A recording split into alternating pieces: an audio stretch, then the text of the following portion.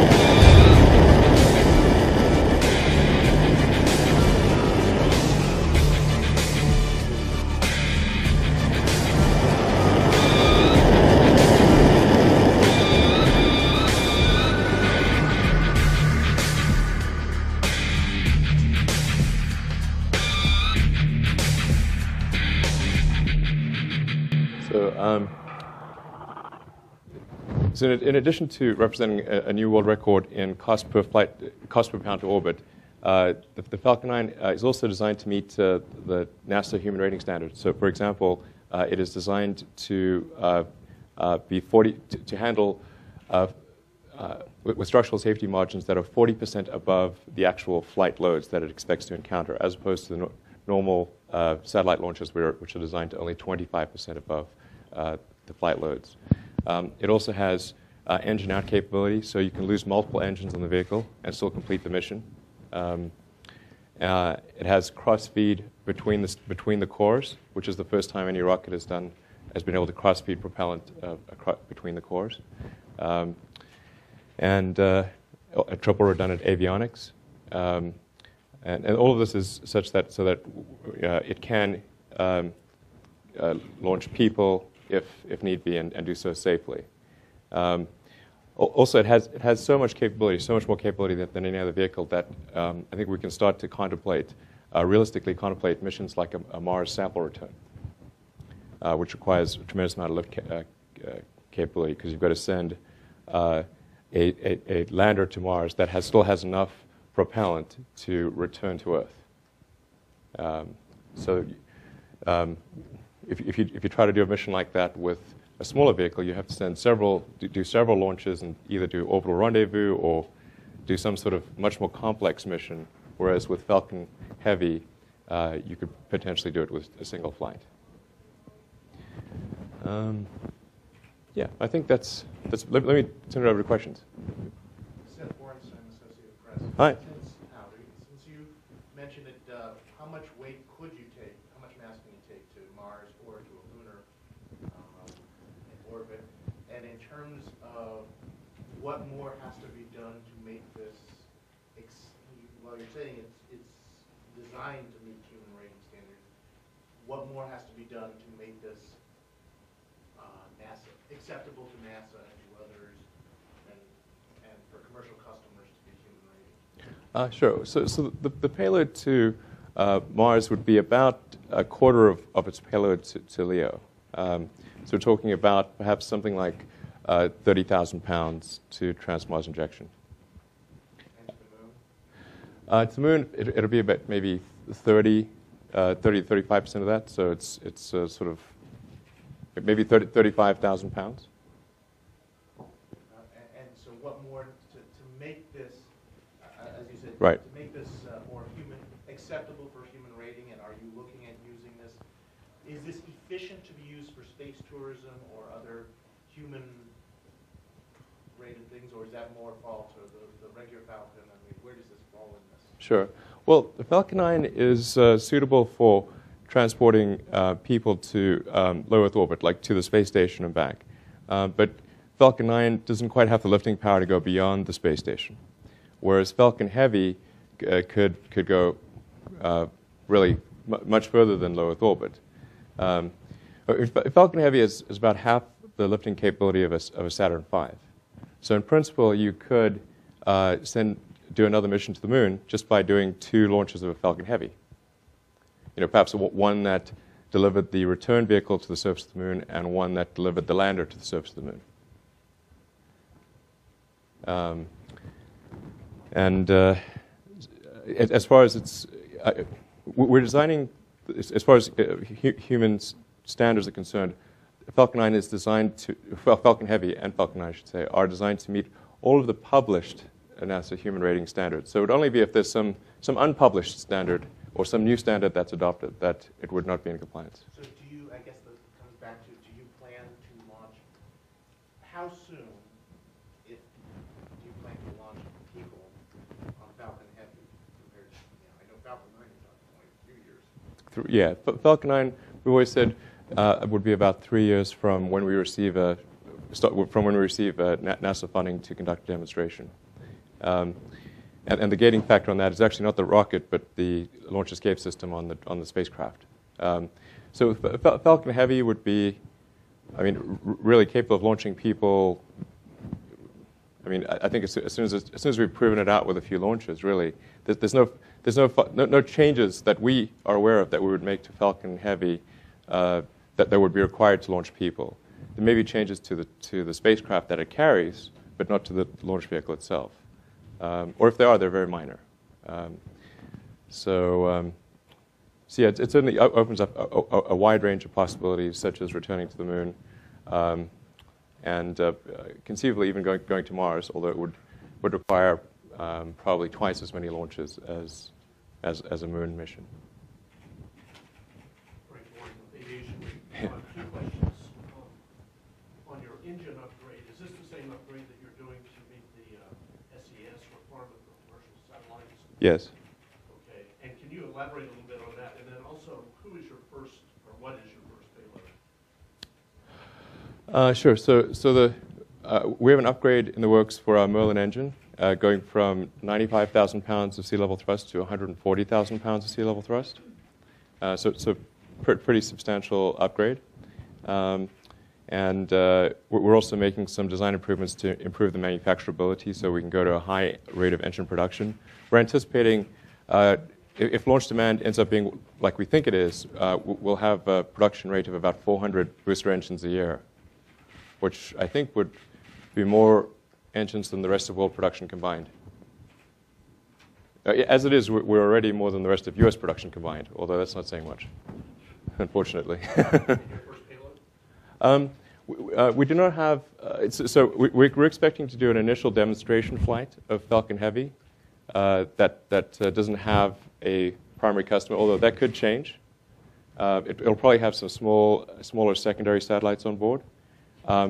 However, we are highly confident of being able to, of announcing customers for Falcon Heavy for the second and subsequent flights.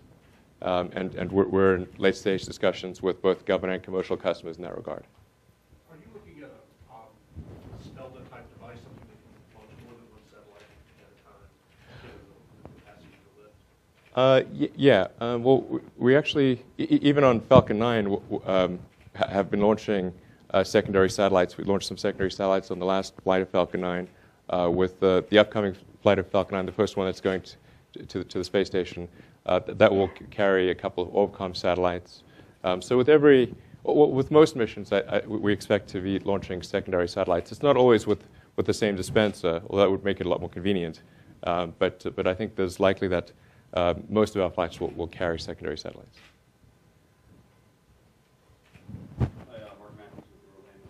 Hey. Kind of more of a local question. How many jobs do you expect to be created by this new rocket as it succeeds, and how soon will they be available, and where will they be? Well, I think you should definitely count on Falcon Heavy being there for the long term. So I'd say it's when it succeeds, and certainly will. Hopefully, that is right from the initial launch, as it was with Falcon 9. We're starting off at Vandenberg, but they will then be transitioning to the Cape. We'll be upgrading a launch pad at Cape Canaveral so you can process both a Falcon 9 and a Falcon Heavy simultaneously, and they can both roll to the pad. We're also investigating the possibility at the Cape of using one of the old shuttle pads for Falcon Heavy. That's a possibility, but our default plan is to use our existing launch pad, but upgrade it such that there's a hangar where you can process Falcon 9 that rolls to the pad, and another hangar kind of at 90 degrees where you can process Falcon Heavy, and either one of them can roll to the pad, so you can have dual processing take place. In terms of the number of jobs, it really depends on the launch rate, so I'd expect that number to grow over time. But I think once it really gets going, and we do expect more launches to occur from the Cape than from Vandenberg in the long haul with Falcon Heavy, because of most of our commercial customers want to go to GTO, which obviously leads to Cape launches. So we're expecting probably a couple hundred jobs. And by when would this couple hundred jobs? So we're talking early 2013, 2014? It depends on customer demand. So I'd say it's probably 2 to 3 years, but it really depends on what the customer adoption rate is. I think I'm confident of a couple hundred jobs when the customer adoption is high, when we're doing several launches a year. I mean, I think we'll probably do as many Falcon Heavy launches as we do Falcon 9 launches. I mean, our rough ballpark estimate is something in the order of 20 launches a year, of which roughly half are Falcon Heavy, roughly half are Falcon 9. And of those, probably 60% to 70% are going out.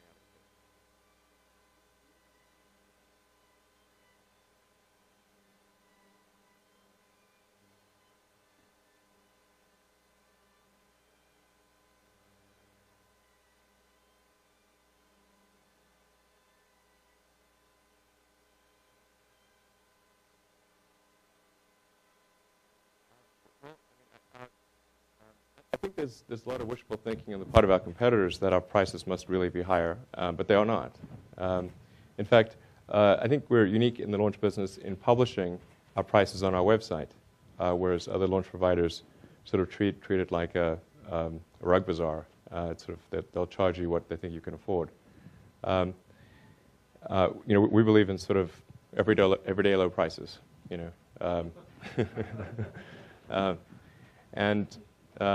And we've stuck to our guns on that. So the Falcon 9 costs $50 million, and it's been that way for a while. And the Falcon Heavy is on average about $100 million. And we're very, very confident of being able to maintain those prices. And I'd say let history be the judge. Here I am saying it. We'll see if that remains true. But you have it on camera. NASA's very interested. Marshall, you might be right. NASA's very interested in the round trip and missions to asteroids. Sure. And one of the mission plans involved 90% of the plot on is 46 tons of space. Okay.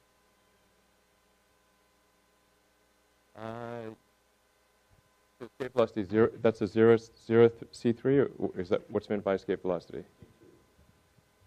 C2, sorry? Zero beyond zero. Yeah, escape velocity is like this. It's sort of generally thought of in something called units of C3.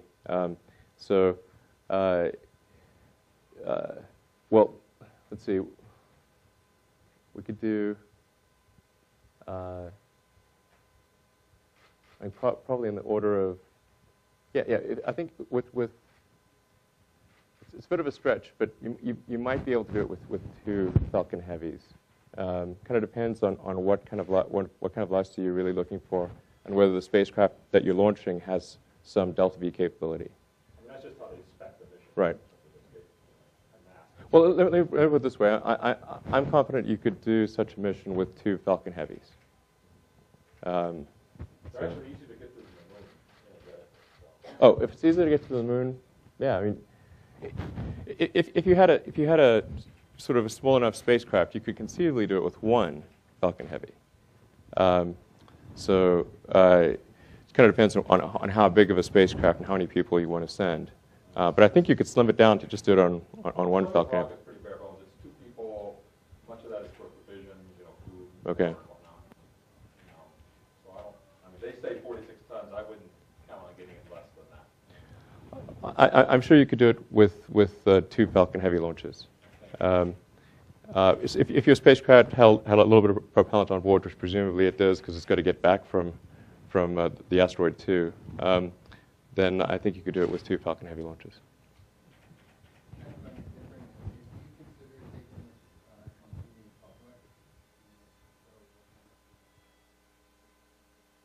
I think we've thought a lot about going public. Before we do so, we want to make sure that we have a very predictable revenue stream, because the public markets don't like surprises.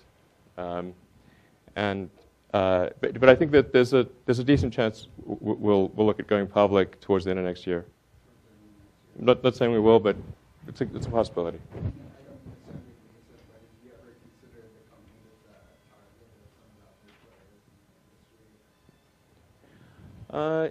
It's possible, that we could see acquisition interest, but I have no interest in selling, and I am the controlling shareholder in the company. We've had some inquiries, but then I'm pretty clear with them that I would not, give up a controlling stake in the company because SpaceX has some, philosophical goals or philanthropic goals which may not be coincident with the goals of a large government contractor. From Gary Bloomberg, what is the tentative date? Say by the end of next year. Do you have a month in mind? I think end of next year, meaning November, December, is when we expect to have Falcon Heavy at the launch pad at Vandenberg. And The launch itself is a little more difficult to predict because we have to go through final regulatory approvals. There could be things that we have to debug about the rocket and launch site interaction. So I think most likely what you'll see is rocket at the pad towards the end of next year, and then a launch sometime in 2013.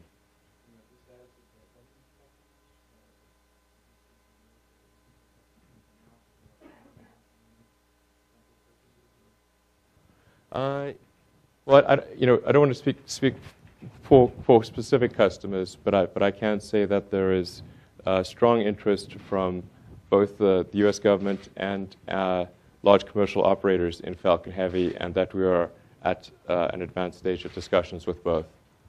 And part of what's needed to really get them to complete sign up to a launch is to not be the first. So it's always possible that a customer may jump in at the last minute and say, okay, they'll do it. But it's a lot easier to get deals done if customers know that they don't have to be the first flight. So it's a bit of a slight risk on our part to be doing the first launch on our own funds. And of course, it just costs us some money, but it's an important thing to do in order to get customers to sign up. We have to do something similar with Falcon 9. Right? I'm curious about your production rates. That's basically 3 rockets right there. It is. Per launch. How many horsepower engines do you have on hand now, and how do you see that growing to get to the point where you can launch that and do your other business over the next year and a half? So ramping up production is our number one focus. That's what I have the whole company focused on. And we're bringing in people both from the rocket industry as well as from other industries like automotive and high-volume aircraft production, because we'll be making more rocket engines than any company, actually more than any country, I think, has ever made. At 400 booster engines a year, like I said, 400 booster engines a year is more than the rest of world production combined. So that's pretty serious scale in the rocket business. And then in terms of the number of cores, we're talking about 40 cores. So it's very high volume, but that's what's needed in order to do 10 Falcon 9s and 10 Falcon Heavies in a given year. As it is, if you look at our launch manifest, we're just based on existing contracts that we have. If you go out 3 or 4 years, we already have on the order of 10 launches booked of Falcon 9.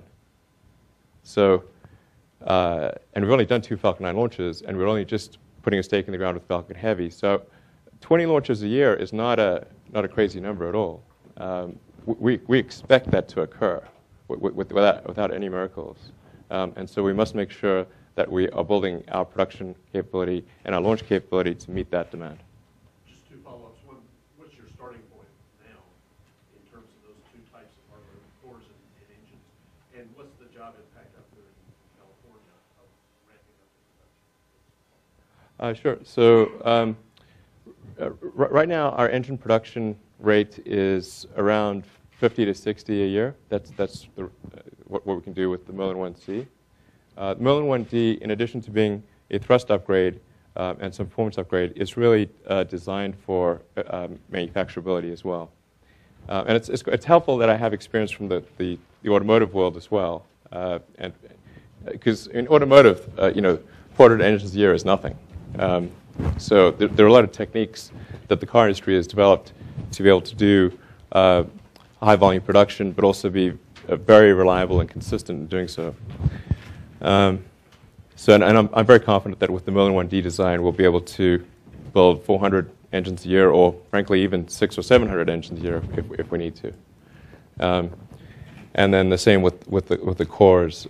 So we are making a significant investment in tooling and production process efficiency, honing our software systems within the company that manage the procurement and assembly and launch, trying to automate as much as possible.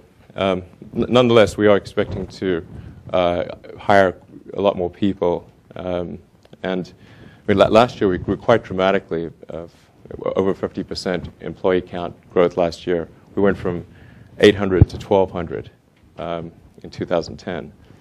This year, I think we'll probably grow 15 to 20%.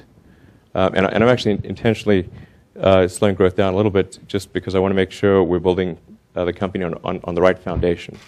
And then next year, I expect the growth rate to continue to increase to maybe at the 30 to 40% level in personnel growth. Just one more. Do you have the real estate and the supply chain to do that ramp up, or do you need the builders and long lead items? Yeah, we actually have been steadily acquiring the buildings around us in California, so we're sort of growing like the Borg.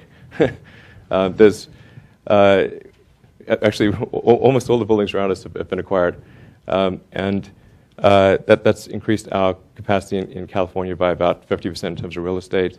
But I think we can actually do a lot more with the existing physical locations we have. I really like density.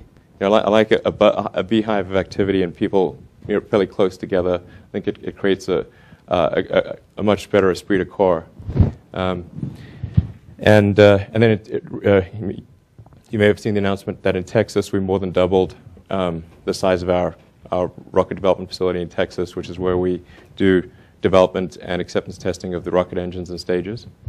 That's in anticipation of a lot more growth. So we're now at over 600 acres in Texas. We're building up a launch site at Vandenberg, and we'll be enhancing a launch site at the Cape. So it's a lot of growth across the board. We have one more internet question and maybe two more short questions from the floor, and then I think we get around to that. Okay. I was going to say, just to combine Todd's question, line of inquiry, and Frank's.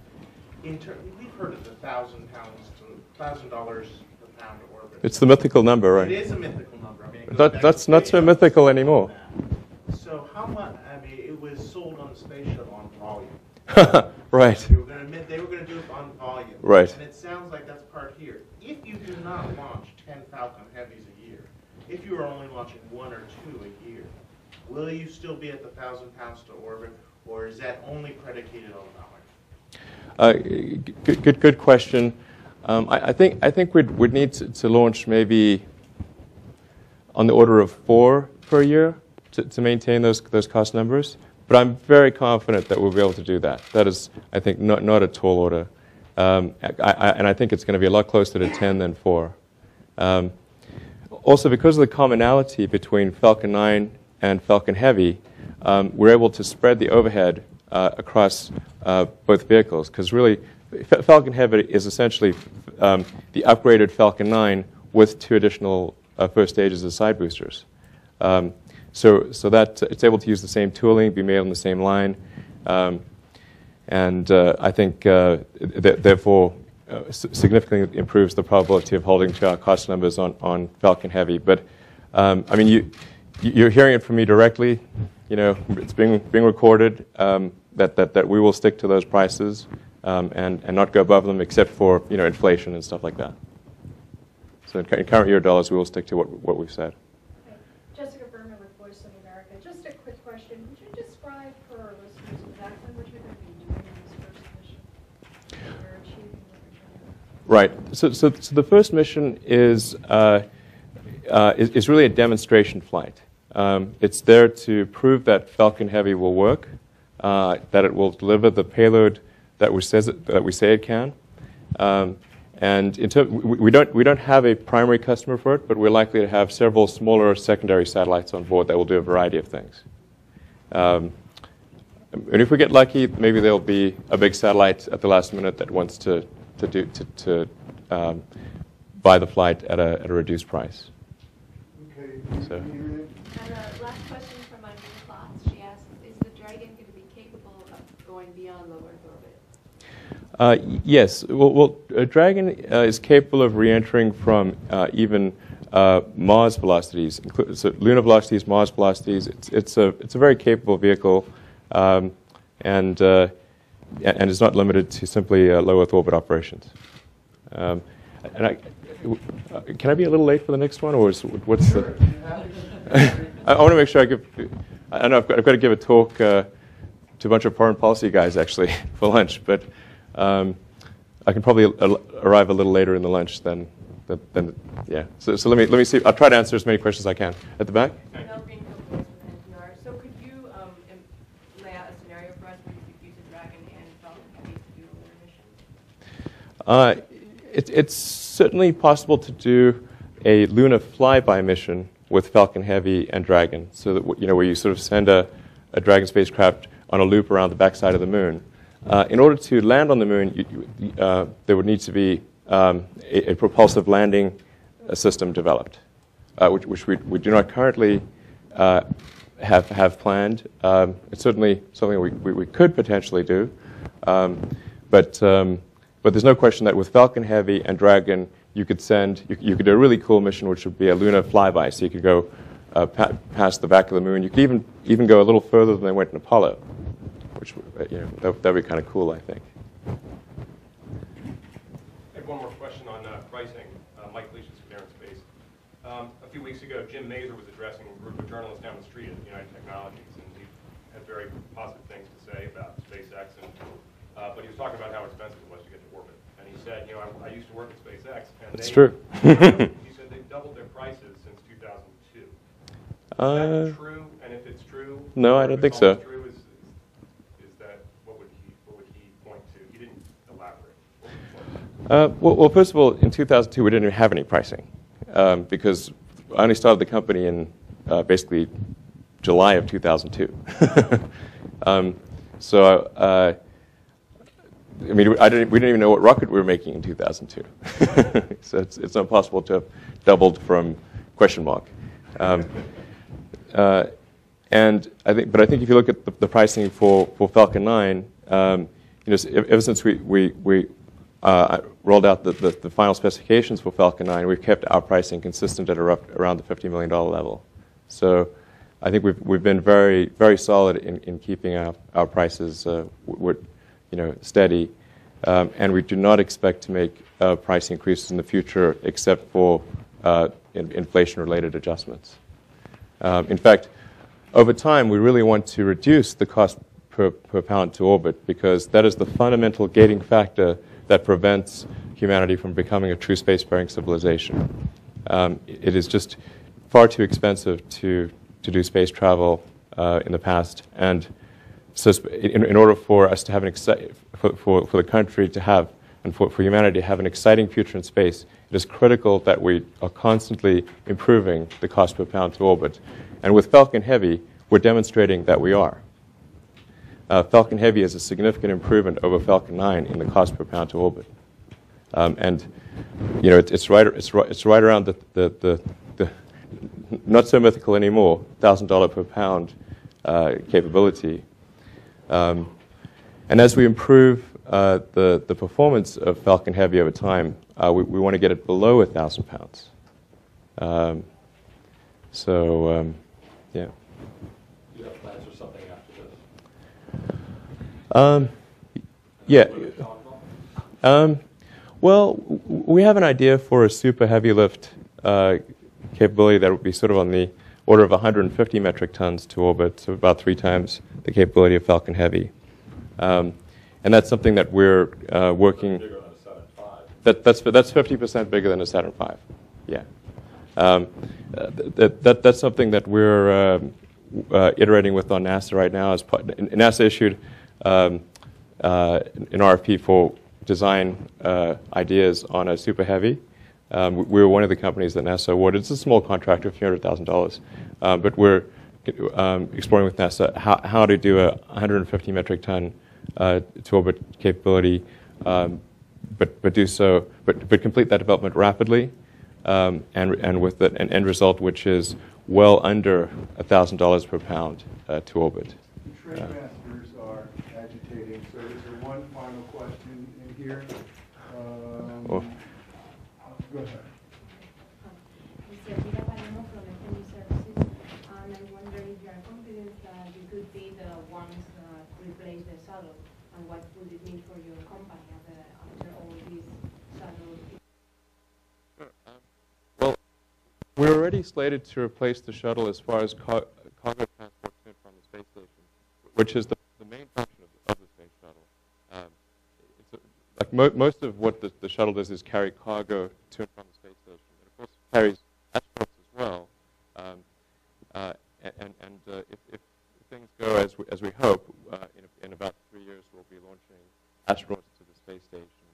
So then we will have replaced both the cargo and astronaut transport functions of the space shuttle. So we do expect that will occur. Now that's just slated to occur with Falcon 9 and our Dragon spacecraft. Falcon Heavy has potential to do a lot more than that.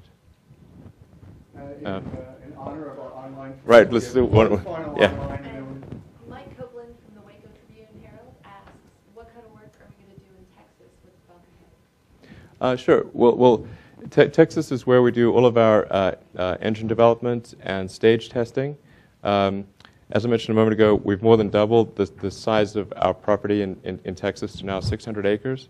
So we are expecting a significant workforce increase at our McGregor test site. I expect it to probably more than double over the next few years. thank you all for coming. This conference will be posted on the National Press Club website for a few months. You will find a link to it on spacex.com. Thank you, Elon. Thank you all for coming. Thank you very much. All right, thank you.